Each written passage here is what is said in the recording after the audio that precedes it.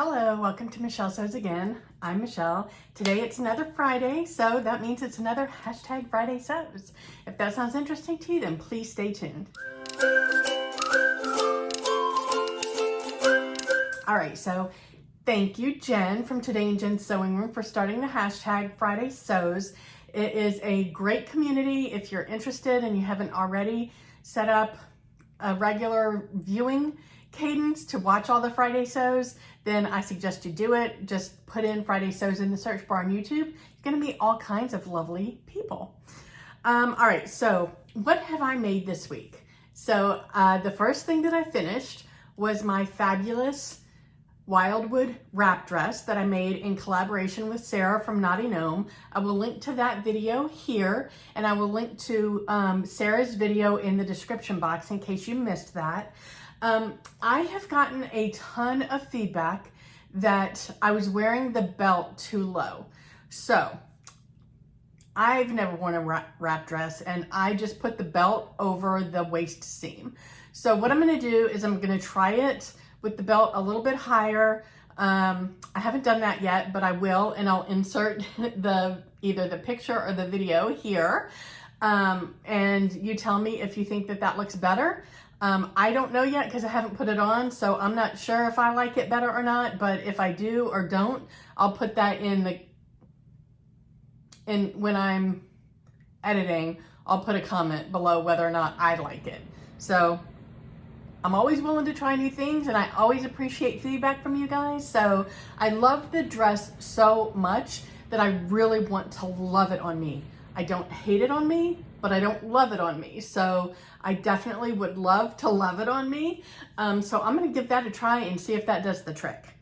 All right, so the other thing that I finished this week is, what's the name of this thing? The other thing that I made this week was a style arc pattern after the, not struggles, but the intensity of my last two makes. So the style arc Kent woven tunic, I talked about that last week, and it was a really,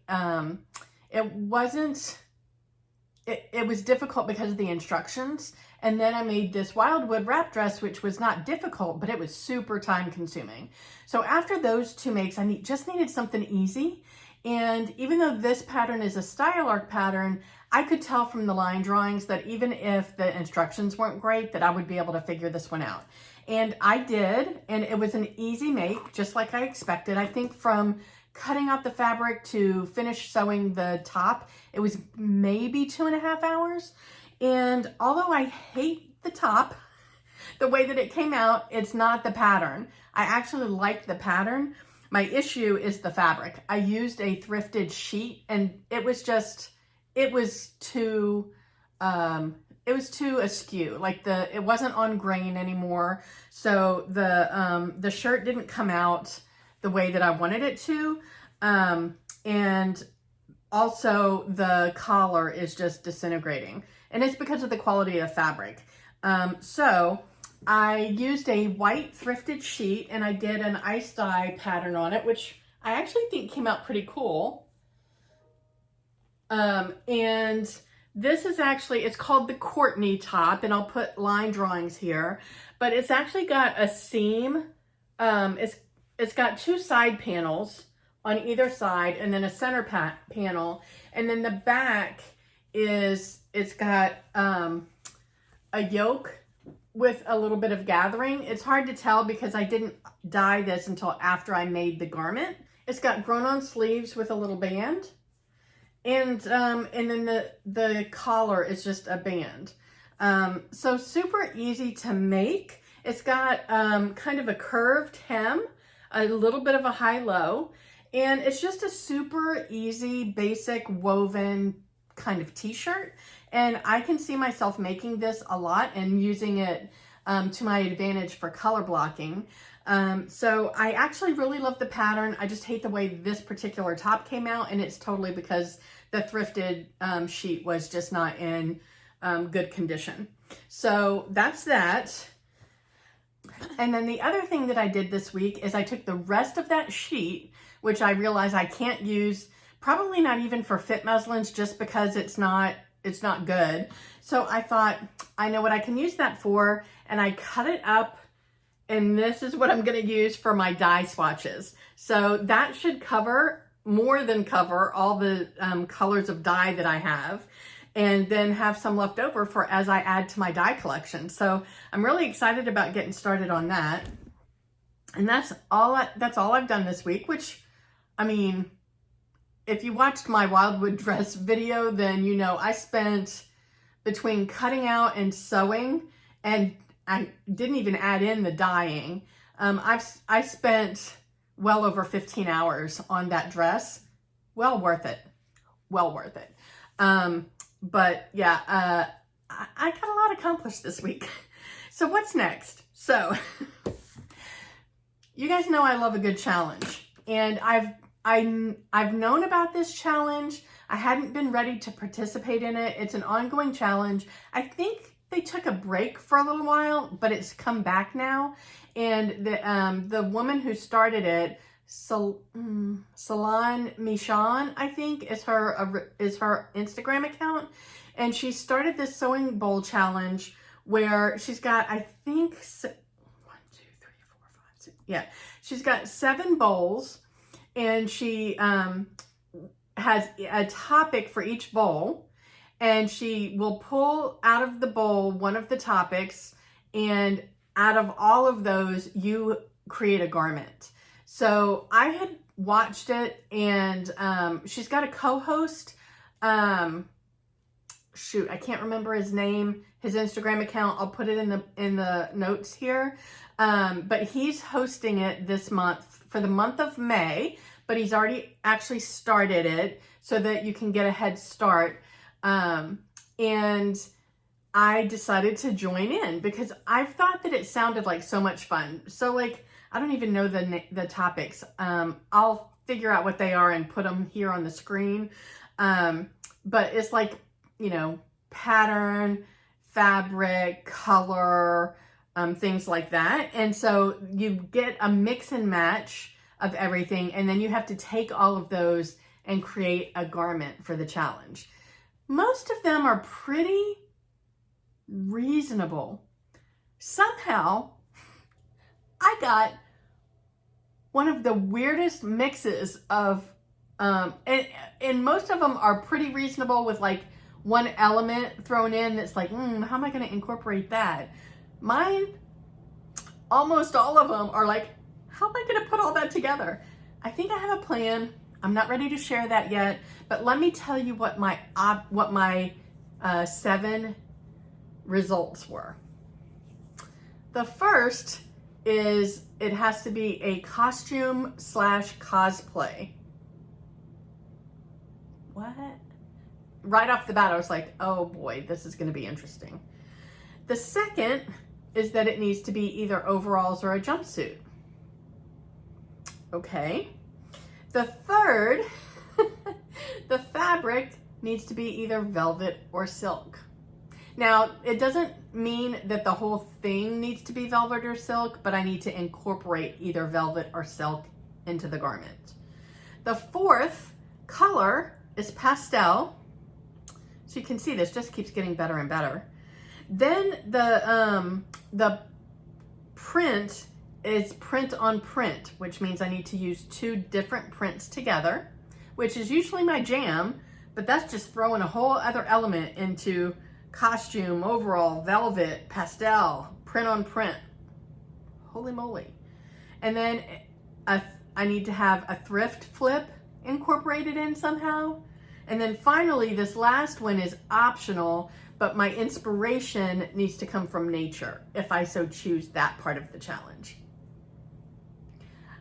Like I said, I think I have an idea on what I'm gonna do so that it's something that, although it can be used for a costume, it might also be usable or something that I would wear, because I'm really not excited about the thought of making something that can only ever be worn as a costume. We don't do Halloween. We don't go to parties. I mean, we don't know anybody down here. So, yeah, we'll see. If I can source what I need to bring my vision to life, then you'll find out about it soon enough. If I can't, then I might be asking for some help. So that's the first thing that's on my coming up agenda. That's not necessarily this coming week, because I have time because the challenge is for May. But I just thought I'd share that with you guys. And if you are interested, if the thought of the challenge sounds interesting to you, then go and check out, she started a new Instagram account specifically for this challenge, and it's at Sewing Bowl Challenge. I will link it in the description box.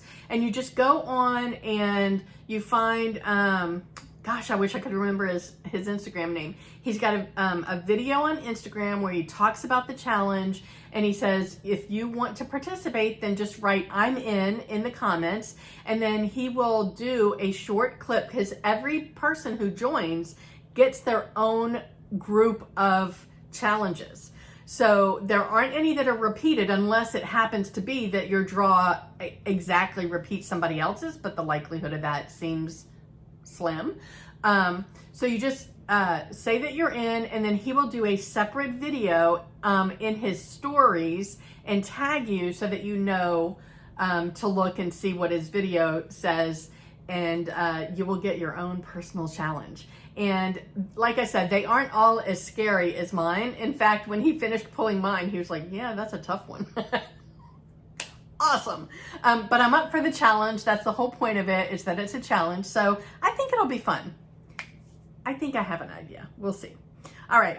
So then the rest of what's on my agenda, I have a work trip coming up in May. I have to go to Akron for a whole week, and I really need some tops. I need some tops even without the work trip. I need some for working at home. And so I've got a slew of tops to choose from that I think are good everyday tops that I can either wear with jeans or with, I've got a pair of black pants, believe it or not. I've got, usually, you know, and when I'm working from home, I'll wear them with my sweatpants or my leggings because nobody sees that. But I just need comfortable tops that look nice enough for video meetings, but are comfortable enough to just sit in and work in all day. My first thing that I'm definitely going to do, and this may disappoint some of you, and I'm sorry if it does, but I made this gorgeous Valley dress last year.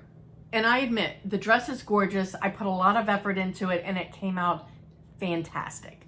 I love this fabric.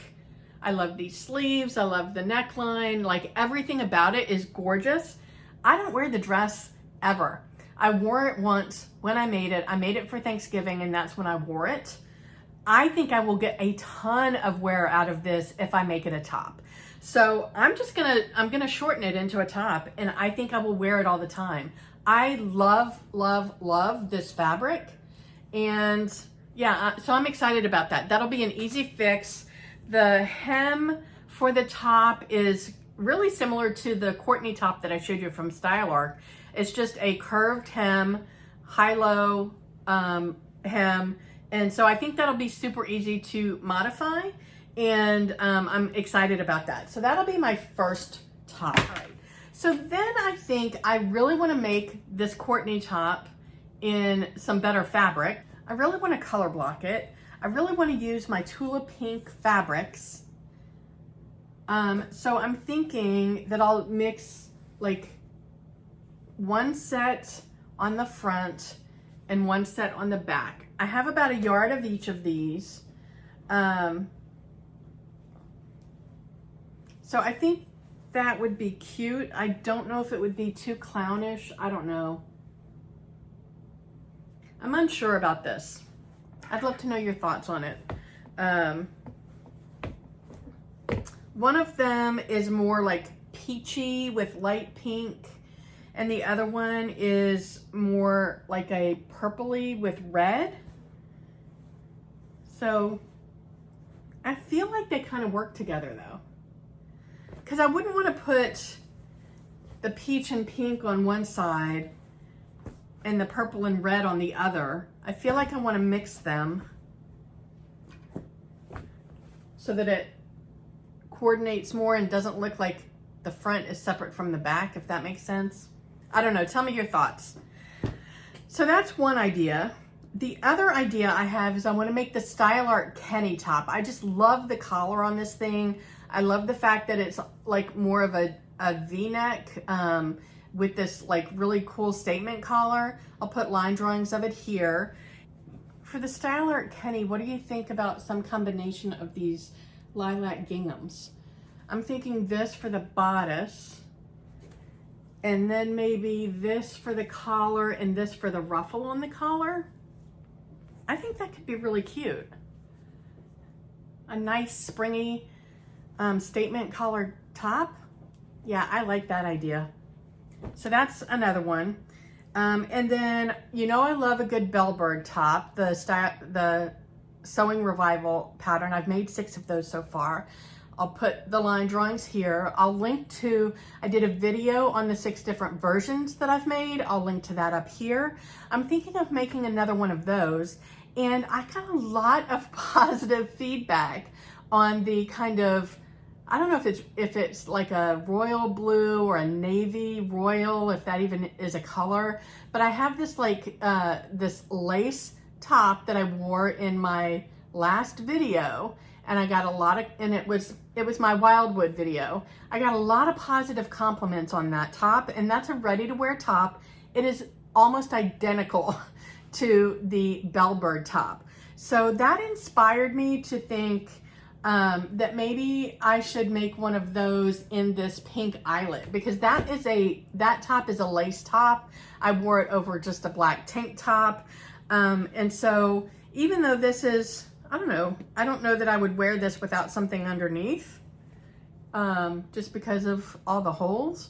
But I love this fabric so much, and I used this in my Sew Recreate the Look dress that I made last year. I made the Friday Pattern Company Wilder gown with like a lime green gingham. I made it with this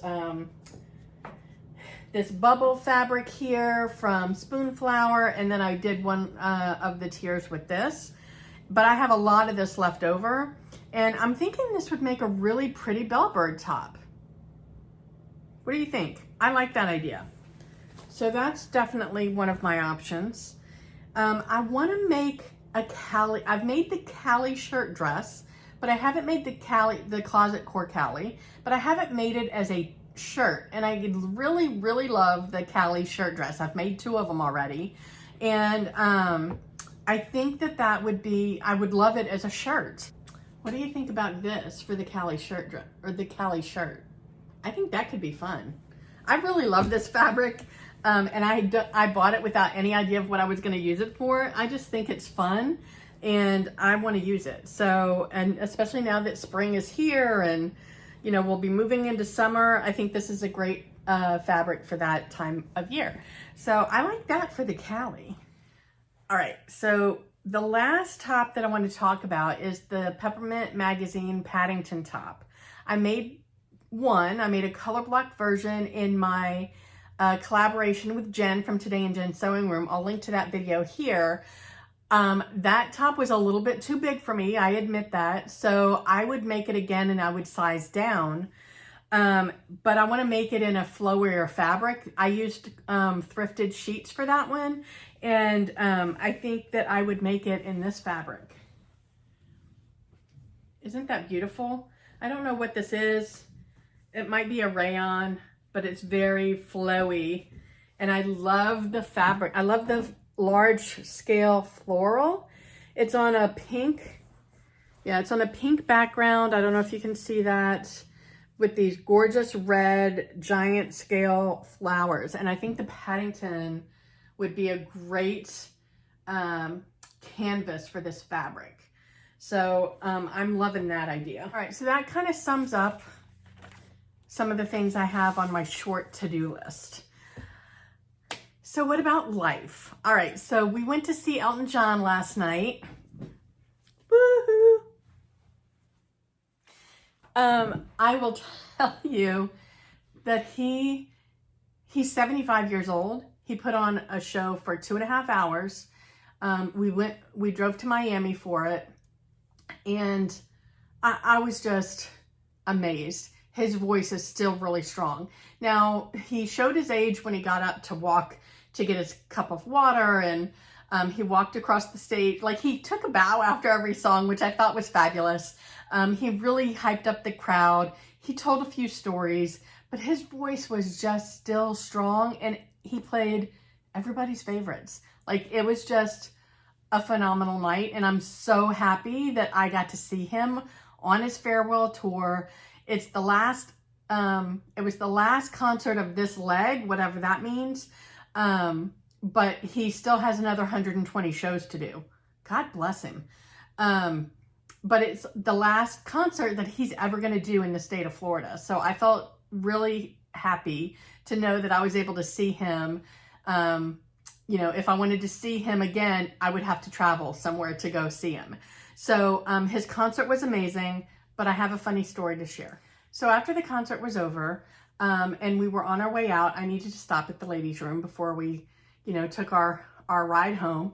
And I was walking into the ladies' room, and don't you know, I had a Trish moment from Pinky's Farm. If she shared a funny story last year that as soon as this happened to me, I thought of Trish. I walked right out of my shoe. It just popped right out. These are the cute black sandals that I wore. I have had these for ages, and I've worn the heck out of them, obviously. So not only did the thong come out, the heel also broke apart. So clearly I've worn these a lot. The problem is that we had to walk a few blocks to get clear of the crowd so that we could order our Uber ride back to our hotel. So I had to walk half barefoot a couple of blocks on the sidewalks of Miami. So I grabbed my husband's arm and I said, I have to watch where I'm walking so that I don't step in anything nasty. My foot is going to get dirty enough without me stepping in something disgusting. So you have to be the eyes to make sure I don't run into anybody. And I'm going to watch the ground.